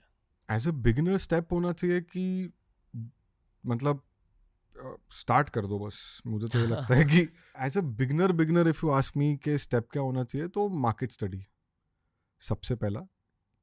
Try to understand where the market is. If you want to make a Indian Zara, you must understand कि मैं किसको माइंड में रखते हुए इंडियन ज़ारा बना रहा हूँ। इंडिया में ज़ारा की डेफिनेशन अलग है, बाहर अलग है। तो इंडियन कंटेक्स्ट में पहले उसको फिट करो, और उसके बाद में प्रोडक्ट बनाने के लिए जब आप चालू करोगे तो ऑटोमेटिकली फीडबैक आता रहेगा, उससे सीखते जाओ और सीख के उसको इम्प्लीमेंट करते जाओ. कॉन्टेक्स्ट समझना बहुत ज़रूरी है. कॉपी पेस्ट करना एक तरीका है कि यार मेरे को इंडियन ज़ारा बनाना है, मैं ज़ारा में गया, उसकी रेंज देखी, वैसे का वैसा रिसर्च किया और उसको उतार दिया. ऐसा ज़रूरी नहीं है कि वो चलने वाला है. कोरियन स्ट्रीट स्टाइल इंडिया में बहुत अलग तरीके से परसीव हुआ है, चल रहा है इंडिया में, बिक रहा है. हमारे पास में एक पूरी रेंज है कोरियन स्ट्रीट स्टाइल की, but not exactly how they are doing it there. There is a Indian version to it. There is a Indian customer acceptability to it. Generally speaking like 10 साल पहले जब मैं college में था, tight T shirts हर कोई पहनता था, ठीक है. ओवर टाइम फिट्स लूज हो चुके हैं. फैशन में ट्रेंड्स बदलते रहते हैं, बट जनरली हमारे देश के पर्सपेक्टिव से देखा जाए तो is there some standard Indian habits when it comes to fashion, कि कुछ प्रिडिक्टेबल चीज़ें होती हैं? हमारे इसमें पेनिट्रेट करने में टाइम लग जाता है. उसका रीज़न ये है कि पेनिट्रेट तो होता है क्योंकि सबके पास में सेम अमाउंट ऑफ इन्फॉर्मेशन है, बट उसका रीज़न ये है कि सप्लाई चेन उतनी रोबस्ट नहीं है. क्योंकि अगर जैसे लूज फिट इन आया तो उतनी बड़ी लूज फिट की वापस सप्लाई चेन जब तक क्रिएट होके हर आदमी तक पहुंचती है तब तक साल भर निकल ही जाता है. Okay, right. तो साल 1.5 साल लग जाता है. आदमी परसीव करता है, एक छोटी कैप्सूल बनाता है, माइक्रो कैप्सूल बनाता है पहले. वो माइक्रो कैप्सूल को स्टडी करके देखता है यार is it converting to a macro trend. फिर वो मैक्रो ट्रेंड अगर बन रहा है तब वो उसको पेनिट्रेट करके उस पर डबल डाउन करना चालू करता है. पर ये जो लूज कपड़ों की ट्रेंड आई है, जो मैं भी पहन रहा हूँ अभी, हाँ. जो आप भी टेक्निकली पहन रहे हो, यस. ये एक डेकेड लॉन्ग ट्रेंड है. मैंने अभी बैगी डेनिम पहना है जी. And loose oversize T shirt पहना हुआ है. Right. It's more of a relax fit, not oversize. आगे जो मैं देख रहा हूँ तो वापस से फोरकास्ट सुपर स्किनी का आ रहा है. ओह गॉड. टाइट हाँ. अगेन मैंने साल 2 साल में आप देखोगे तो वापस से एक माइक्रो कैप्सूल अभी ऑलरेडी सुपर स्किनी का आना चालू हो गया है. पता है मेरी शुरुआत ना हिंदी कंटेंट में हुई थी एज फैशन भैया. हाँ. यानी कि हम सिखाते थे लोगों को फैशन टिप्स. और आई रिमेम्बर इसकी शुरुआत हुई थी 2018 में. तब it was all about tight clothes. अभी ओल्ड मनी बहुत इन आ रहा है. हाँ. ओल्ड मनी माने you know what our grandfathers used to wear, वो टाइप का फिट. ये right. And textured clothing, crocheted, you know, knitted and all of that is really in. तो आप जैसे हम हमारे ब्रांड में पहले इन सब का एक छोटा कैप्सूल डालते हैं, ट्रायल करते हैं, उसकी अब्जॉर्बिलिटी देखते हैं, कितना अब्जॉर्ब हो रहा है, क्या फीडबैक आ रहा है. तो इंडिया में एक चीज़ है कि उसको पेनिट्रेट होने में थोड़ा सा टाइम लगता है. हमारे कंज्यूमर बेस बहुत लार्ज है तो उसकी सप्लाई चेन बनने में ही थोड़ा सा समय खर्च हो जाता है. बट कोई भी फैशन ना अंदर आता है ना बाहर जाता है. Everything stage. ऐसा नहीं होगा कि 10 साल बाद लूज क्लोथिंग होगी ही नहीं, या अगले 3-4 साल में वापस स्लिम फिट अंदर नहीं आएगा. ये तो क्या है कि आप आज बोल रहे हो 2 साल बाद वापस मिलेंगे तो आप खुद भी स्लिम पहन के बैठे होगे. Right. Like it's just perception. ये चेंज होता ही रहेगा ना, तो फिर लोग खरीदेंगे क्यों? तो मतलब चेंज नहीं करेंगे तो लोग खरीदेंगे क्यों? यू नो, अगर किसी ने मुझे 1 करोड़ रुपए कल दिए और बोला कि you have to start a fashion brand, हाँ. तो personally I would start by selling basics. I would probably start knitted white t-shirts, knitted black t-shirts. See, that's not, I would say, not a very big gap. बहुत structured T shirts available है. Right. आपको differentiation लेके आना है तो जैसे you know एक ज़माने में इंडियन बॉडी टाइप के लिए एक ब्रांड होता था कलर प्लस. राइट. तो उन्होंने गैप कहाँ पे ढूंढा कि हम इंडियन बॉडी टाइप के हिसाब से फिट्स बनाएंगे जो 40-45 यू नो, जब आदमी की इंडिया में थोड़ी सी तोन आ जाती है, थोड़ा यू नो पीछे लव हैंडल्स आ जाते हैं, उसके लिए हम फिट बनाएंगे थोड़ा सा फ्लेयर्ड आउट. हाँ. मतलब वो फिट में उनका एक बेसिक ये था कि यार ये एक गैप है.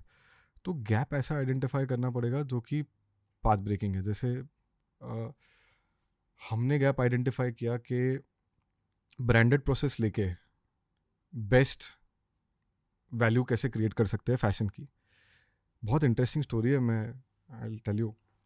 तो जब हम ऑफलाइन करते थे, मैंने आपको बताया length and breadth of India हमने ट्रैवल किया, तो उसमें मुझे लगता था कि यार 1 सीज़न 2 सीज़न रिस्पॉन्स बहुत अच्छा मिला, 6-7 स्टेट में डिस्ट्रीब्यूटर भी बन गए, रिटेलर्स से फीडबैक भी बहुत सीखा, ट्रैवल भी बहुत कर लिया. महीने के 15 दिन 20 दिन ट्रैवल कर रहे हैं. यू नो जैसे यूपी की अगर मैं बात करूँ तो नोएडा से गाड़ी ली या बस ली, मथुरा गए, मथुरा में किसी को सैंपल दिखाया, वहाँ से फिर आगरा गए, आगरा से फिर फिरोजाबाद गए, वहाँ से कानपुर गए, लखनऊ गए, ऐसे length and breadth of UP travel किया, similarly MP, similarly Rajasthan, right. जब मैंने ये 2-3 साल किया, अच्छा रिसेप्शन भी आया, बट मुझे लगा कि यार मुझे जो लाइफ में 200-300-400 करोड़ करना है वो तो ऐसे होने वाला नहीं है, 20-25 साल लग जाएंगे। क्योंकि जब रिटेलर भी क्या है, थोड़ा छोटा ट्राई करता है, फिर उसको रिस्पॉन्स आता है तो रिपीट करता है, उसके ऑलरेडी कुछ सेट ब्रांड्स होते हैं, तो बहुत स्लोली आपका रिसेप्शन बढ़ता है, बहुत स्लोली क्वांटम बढ़ता है। तो पहले सीज़न में गया था तो 6,000 पीस की बुकिंग लेके आया था, आज मैं 6,000 पीस पूरे सीज़न की बुकिंग लेके आया था, आज मैं 6 लाख पीस 7 लाख पीस महीने का बेचता हूँ। तो मुझे लगा यार ये थोड़ा मैंने टाइम ज़्यादा लग जाएगा, तभी ये D2C की स्टोरी इंडिया में, तब मार्केट प्लेसेस ही D2C थे, D2C की स्टोरी ग्रो हो रही थी। तो मैं D2C ऑलरेडी हम 2010 से कर रहे थे, लेकिन उतना दोनों चैनल साथ में चला रहे थे, राइट, ऑफलाइन ऑनलाइन।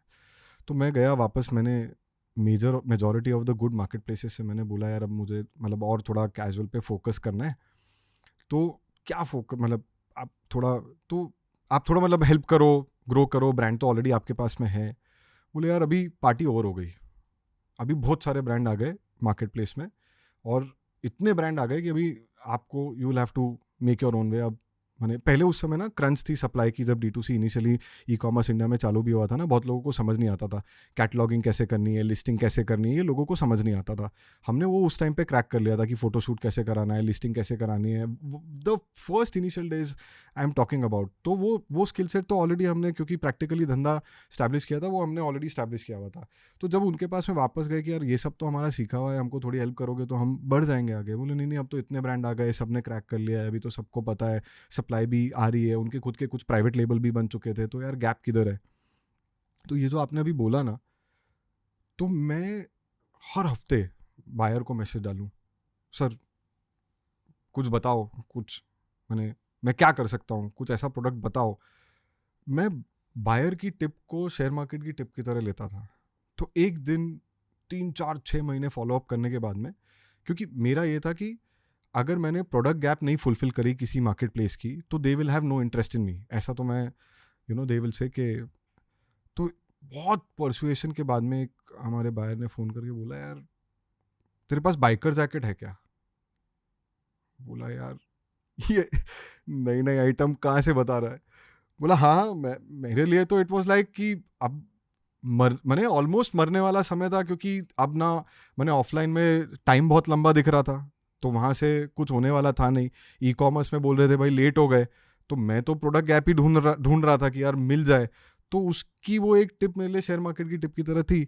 अब मेरे पास में वो प्रोडक्ट था नहीं, मैं बोला यार हाँ है, बना देंगे, ये भी बना देंगे, समझ लेंगे क्या है। तो बहुत कॉन्फिडेंटली हाँ बोल दिया।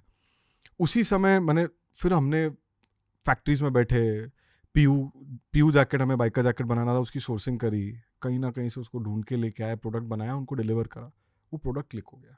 क्योंकि पूरी वेबसाइट के ऊपर विंटर जैकेट्स बिक रहे थे, बट एक पर्टिकुलर कस्टमर था जो पीयू जैकेट ढूंढ रहा था, जो मार्केट का खाली 2-3-4% कस्टमर था, बट वो 2-3-4% में हम 100% बन गए।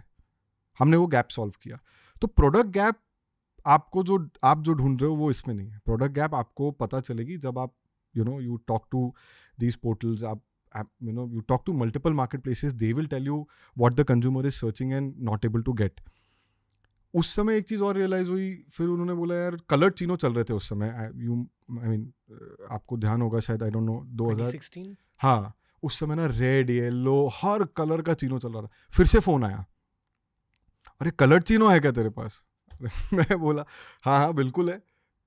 मतलब उस समय फास्ट फैशन समझ में आया कि गैप मिले, और अगर तुम प्रोडक्ट कंपनी हो और अगर सप्लाई चेन तुम्हारे कंट्रोल में है, तो गैप, आज मैं आपको नहीं बता सकता हूं गैप क्या है until I go to the market places, I understand. मैं मेरी वेबसाइट पे सर्च टर्म्स देखूंगा कि यार क्या सर्च टर्म में आदमी सबसे ज्यादा वापस जा रहा है। 6 महीने पहले वो हालत कार्गो की थी। कार्गो, हर आदमी कार्गो ढूंढ रहा है और हर आदमी कार्गो पहन रहा है। हमने डबल डाउन किया, production 1 lakh piece 2 lakh piece तक लेके चले गए कार्गो का, राइट। तो वो जब गैप ऐसे नहीं डिफाइन होती है कि मैंने क्या देखा, गैप डिफाइन होती है कंज्यूमर ने क्या ढूंढा। गैप ढूंढो, बॉल मारो। हाँ, और उस समय अगर आप एक प्रोडक्ट कंपनी हो, तब आप उसको इनकैश कर सकते हो।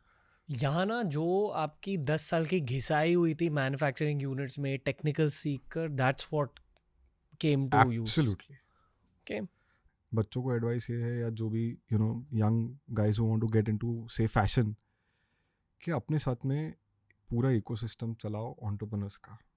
With in the company there should be an entrepreneurship model, outside the company there should be an entrepreneurship model. जोड़ते जाओ। ओके। एक कॉलेज स्टूडेंट के लिए first of all thank you, हमने बहुत क्यूज दे दिए कि fill the gap in the market, that's the main thing. Gap पता लगाओ। तुम्हारी जो परसेप्शन है गैप की, उसको गैप मत समझो कि मुझे एक ब्लैक डेनिम नहीं मिली, वो गैप नहीं हो सकती। कंज्यूमर सर्च क्या कर रहा है, और आज तो टूल्स अवेलेबल है। हमें तो जब when we started back then कोई टूल नहीं था। पर एक फिर टाइम फ्रेम भी मिल जाती है ना, like within this time frame you have to execute. हाँ, 100%। तो the actual game is figure out the execution का स्ट्रक्चर, हाँ कि आप झट से क्लोथ कैसे बना पाओ। हाँ, जो जितना पहले बनाएगा उसकी उतनी कम डेड इन्वेंट्री होगी, और जो जितना बाद में बनाएगा उसकी उतनी लगेगी। क्योंकि जब ओवर सप्लाई आ जाता है मार्केट में, तब क्या, अभी समझो ये निटेड आपने जो पहना है, it's beautiful flat net shirt, अभी इसकी ओवर सप्लाई आने का टाइम आ गया है मार्केट में। तो आखिरी बंदा जो है वो मरेगा। पहला बंदा जो है उसने अपने पैसे बना लिए, मैंने बना लिए। Got it. मैंने ये ट्रेंड 6 महीने पहले लॉन्च करा, पीस टू पीस बेच दिया। अब मैं ये सोचता हूँ कि ठीक है, इसका एक वर्जन मैं कंटिन्यू करूंगा। हमारे देश में मोस्टली क्लोथिंग ब्रांड्स मरते कैसे हैं? इसी वजह से late action, delayed action. Delayed action, lots and lots of competition. बहुत सिंपल एग्जांपल ये है कि एक फैक्ट्री आपने चालू करी, उसका नाम है प्रोडक्शन यूनिट। उसको बोलते हैं ना, हम फैक्ट्री को बोलते हैं प्रोडक्शन यूनिट। मेरा एक जॉब वर्कर है, समझो वो एक्स रुपीज़ में, समझो 80 रुपये में, 100 रुपये में, जस्ट गिविंग वन एग्जांपल, 100 रुपये में शर्ट बनाता है। लेकिन अगर उस प्रोडक्शन यूनिट में कंटिन्यूसली 100 रुपये में शर्ट बनती रहेगी ना, वो 2 रुपये कमा के भी करोड़पति बन जाएगा। हमारे यहाँ पर क्या होता है, हमारी माइंडसेट चलती है, मेरे को इसके 120 चाहिए, 150 चाहिए। वो 150 की होप में हम क्या है कि कभी भी कंसिस्टेंटली वर्क नहीं कर पाते। तो प्रोडक्शन यूनिट में जब प्रोडक्शन नहीं निकलेगा तो आप मरोगे। सबसे पहला प्रोडक्शन का मैंने आपको। दूसरा है, जितना आपका सप्लाई चेन आप ओन नहीं करोगे तो आप हमेशा लेट रहोगे। तो जितना लेट रहोगे उतना आप मरोगे, राइट। और तीसरा है, अगर आप बहुत सारी बार, हम पहले ब्रांड बना देते हैं और फिर ब्रांड को चार्ज करने लगते हैं कंज्यूमर पे, 100% मरोगे। I actually feel the practical angle, अगर आपको फैशन इंडस्ट्री एंटर करनी है तो start near the start of the supply chain हाँ, एंड देन बिल्ड फॉरवर्ड। 100%। तो पहले बैक एंड का कुछ बिजनेस स्टार्ट करो, मैन्युफैक्चरिंग का कुछ सीखो, ये वो। ज़रूरी नहीं कि आप मैन्युफैक्चरिंग करो, राइट। आप कैप्टिव कैपेसिटी बना सकते हो, but captive capacity also is a responsibility. क्या होती है कैप्टिव कैपेसिटी? कैप्टिव कैपेसिटी मतलब जो मैंने आपको बताया कि हमने बहुत सारे एंटरप्रेन्योर्स जोड़े जो खुद, मतलब जो कहीं जॉब करते थे, उनको खुद की फैक्ट्री डालनी थी, उनको हमने टेक्निकल असिस्टेंस दिया, फाइनेंशियल असिस्टेंस दिया। उनको हमने ये बोला कि यार, your forte is to produce, right, your forte is production. तुम खाली बैठ के प्रोडक्शन देखो, मार्केटिंग करेंगे हम, कपड़ा लाएंगे हम, इन्वेस्टमेंट करेंगे हम, तुम खाली तुम्हारा जो फोर्ट है उसके ऊपर फोकस करके माल बनाओ। So that is a partnership और अ कैप्टिव कैपेसिटी। उनको हमने बोला खर्चे तुम्हारे मिनिमल रखो, टेक्निकल असिस्टेंस की पूरी टीम हमने बनाई, क्योंकि वैसे भी ब्रांड हमारा है, हम चाहते क्वालिटी हम कंट्रोल करें। तो उनको वैसे वो खर्चा नहीं लेने दिया कि भाई टेक्निकल असिस्टेंस पूरा हम क्रिएट करेंगे, उसका एक इकोसिस्टम बनाया। सबसे the oldest guy in my office is my technical manager and the youngest guy manages social media. गौर, तो वहां पर आपको एक्सपीरियंस की जरूरत है। जो भी मैंने आज आपसे सीखा कि अगर एक क्लोथिंग का बिजनेस आप स्टार्ट कर रहे हो, शायद 3 या 4 को फाउंडर्स की ज़रूरत है, और वो 3-4 बंदे शायद मजबूत होने चाहिए, and each person should pick up a domain and go very deep into that domain. Absolutely. And mentor बहुत जरूरी है। एंड पैसे तो CGTMSC से आ जाएंगे। पैसे मतलब पैसा, मुझे लगता है कि सबसे ज़्यादा स्कैरसिटी ऑफ मनी जो सिखा सकती है ना, वो इंसान को और कुछ नहीं सिखा सकता। स्कैरसिटी ऑफ मनी में जो हमने धंधा बनाया आज, उसी का नतीजा है कि इतने टॉपिक्स पे बात कर पा रहे हैं। One very important point is, धंधा बना लोगे, परसिस्टेंसी चाहिए, पैसे की किल्लत है, पैसा over a period of time you know you'll have to figure out ways to arrange. तुम्हारे प्रोडक्ट में दम होगा, प्रोडक्ट जल्दी बिकेगा तो पैसा आ जाएगा. Don't forget the people on the way to your journey, जिन्होंने तुम्हें वहाँ तक पहुँचाया. Always have a mentor if you can. Get somebody who is 5 years. मेरे लिए मेरे मामा है, right. He himself is running a 1500 crore bootstrapped 1500 crore GMV bootstrap D2C business.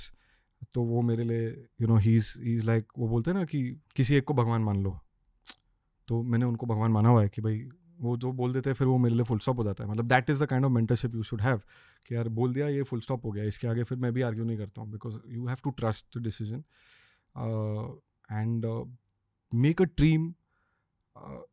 You know, democratically make a team and give everybody the right to opinion, give everybody a chance to perform, give everybody equal say in the business. From हमारे office में ऐसा है कि office boy से लेकर और top CEO तक के लिए गेट खुला है.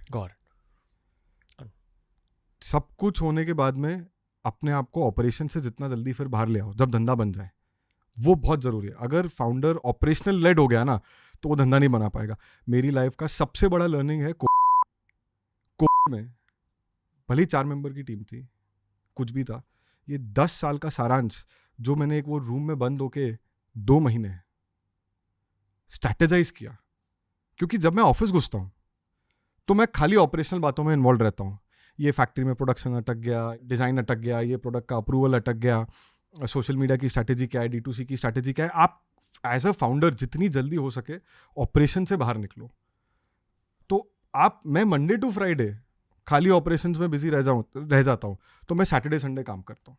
सैटरडे संडे में खाली स्ट्रैटेजाइज करता हूँ, जो मैं कोविड में कर पाया और जिसके कारण वो हॉकी स्टिक ग्रोथ आई. कोविड में ऑपरेशन था ही नहीं हैंडल करने के लिए, घर में बैठे थे, राइट, और डीफोकस होना था. तो डीफोकस अगर आपको होना है तो कैसे हो गए. तो मैंने तो कोविड में अपना गेट बंद करके खाली काम किया, खाली वो 10 साल का सारांश निकाल के स्ट्रैटेजाइज किया.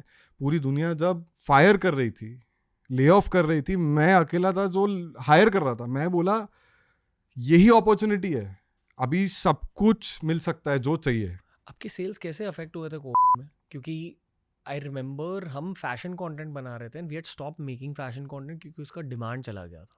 तो हमने मास्क बनाए, हमने बॉक्सर बनाया. हाँ, हमने बॉक्सर बनाया, हमने लाउंज पैंट बनाया. जब ई-कॉमर्स की डिलीवरी चालू हुई, घर के कपड़े. हाँ.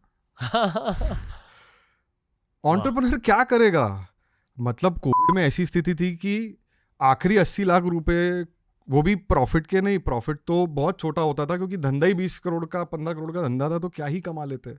लेकिन वो आखिरी 80 लाख भी मैंने तो कोविड में डाल दिए कि भाई और माल बनाओ, डेनिम बनाओ, लाउंज पैंट बनाओ. अगर दुनिया खत्म नहीं हुई तो कपड़ा पहनना थोड़ी छोड़ देंगे लोग. और उस समय सबसे बेस्ट रिसोर्सेज मिले मुझे उस समय, जिनको मैं शायद अफोर्ड नहीं कर पाता क्योंकि सब ले ऑफ कर रहे थे. सबसे सस्ते कपड़े मिले, सबसे बेस्ट, जो मैं अपने कंज्यूमर को सर्विस कर पाया. तो फिर प्रॉफिट्स भी बहुत ज़्यादा बूस्ट हुए. And then once the world came back to normal, back to the original game plan at a larger scale. हाँ, तो कोविड में सबसे पहला जो मैंने आपको बताया, पहले 3 दिन ज़बरदस्त स्ट्रेस. मतलब 4 लोग ऑफिस में थे, 12 लोग बैकएंड में थे, 16 लोगों की सैलरी कैसे पे करूंगा, बैंक का ब्याज कैसे पे करूंगा, वो तकलीफ थी.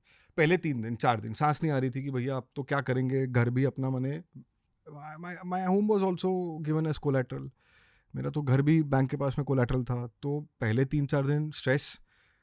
दूसरा, उसके बाद में एक चीज़ समझ में आ गई जीवन में कि अब यहाँ से फिक्स कर लो रूटीन, धंधे पे फोकस करो. और अगर दिन भर ये देखेंगे कितने लोगों को कोविड हो रहा है, कहाँ पर क्या कमी चल रही है, वो और दिमाग में जाएगा. तो उस समय मुझे एक बहुत इंपॉर्टेंट चीज़ समझ में आई, sir, work balance is your life, that is work life balance. मैं सुबह से लेकर शाम तक एक भी बार न्यूज़ नहीं देखता था. I had nothing to do. I used to just pray to God कि यार सबका अच्छा हो, सब हेल्दी हो, इंडिया जितनी बेटर इसको निकाल सके निकाल ले. मैं मेरी टीम को भी बोलता था, टीम टोल्ड मी, अरे आप क्या बोल रहे हो यार, वर्क फ्रॉम होम करो, अभी हम बहुत स्ट्रेस में हैं. मैंने कहा तुम उन डॉक्टर्स की सोचो जो कोविड में बाहर जा रहे हैं, तुमसे ज़्यादा स्ट्रेस उनको है, लेकिन वो भी तो जा रहे हैं ना. तो तुम क्या घर में बैठ के स्ट्रेस ले रहे हो, काम करो और तुम्हारा काम में मन भी डाइवर्ट होगा. तुम ये सब देखोगे तो और डिप्रेशन में जाओगे. तो होना है तो होगा, बट तुम दिन भर सोच के अपने आप को पहले बीमार कर लोगे. मैंने अपने आप को वही किया 4 दिन. तो ऑपरेशनली वो जो 3 महीने, राइट, मैंने सुबह 10 बजे शार्प में अपने रूम में घुसता था.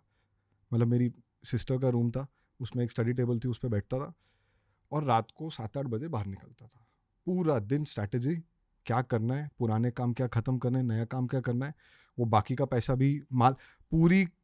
पूरे ग्रुप्स में, हमारे अपैरल के ग्रुप होते हैं, उसमें सब लोग मैंने ले ऑफ की बात कर रहे हैं, मैं अकेला मैसेज कर रहा हूँ मुझे डेनिम की कैपेसिटी चाहिए. तो उस समय मैं अकेला था और इतनी फैक्ट्रीज आ जाती थी, ये अकेला आदमी माल बना रहा है. बहुत लोगों ने बोला मरेगा. मैंने बोला यार 100% यही टाइम है. जब मंदी हो तब धंधे पे सबसे ज़्यादा फोकस करना चाहिए, उसको ग्रो करना चाहिए. तेज़ी में तो सभी ग्रो कर रहे हैं, तब तो आप डिफ़ॉल्ट से ग्रो हो जाओगे, राइट. तो आई थिंक ऑपरेशनली जो अपने बात कर रहे थे वो ये है कि ऑपरेशनली बाहर निकलना बहुत ज़रूरी है. वो 3 महीने की थिंकिंग मुझे अगले 4 साल तक काम आई. अब मैं वापस I am again going back to that zone where I want to strategize now for next 3-4 years and से के, बट ऑपरेशनली बाहर नहीं आ पाते हैं कभी कभी, क्योंकि नई कंपनी है ना. मैंने अभी इतना ग्रोथ हुआ है, नए सब लोग भी नए हैं, प्रोसेसेस भी नए बन रहे हैं, राइट, इन सेंस कि वो लोग भी समझ रहे हैं प्रोसेस को.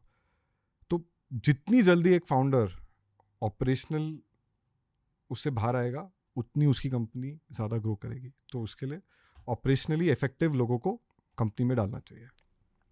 काश ये नॉलेज मुझे मिली होती eight as 22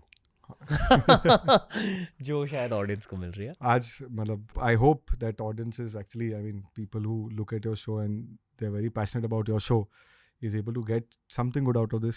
they are able to learn that पैसा नहीं है कोई दिक्कत नहीं है, टीम नहीं है कोई दिक्कत नहीं है, चालू कर लो with the right intention and you will definitely get there. You are an example of that, for sure yourself. So execution is important. ये Yeah. मेरी लाइफ की सबसे बड़ी लर्निंग है. आइडियाज बहुतों के पास होते हैं पर एग्जीक्यूशन पर फोकस करो एंड हो सके तो एग्जीक्यूशन से पहले प्रिपेयर कर लो पॉडकास्ट देखकर. हाँ 100%. तो वो तो होना ही चाहिए. थैंक यू अनंत भाई, मज़ा आ गया.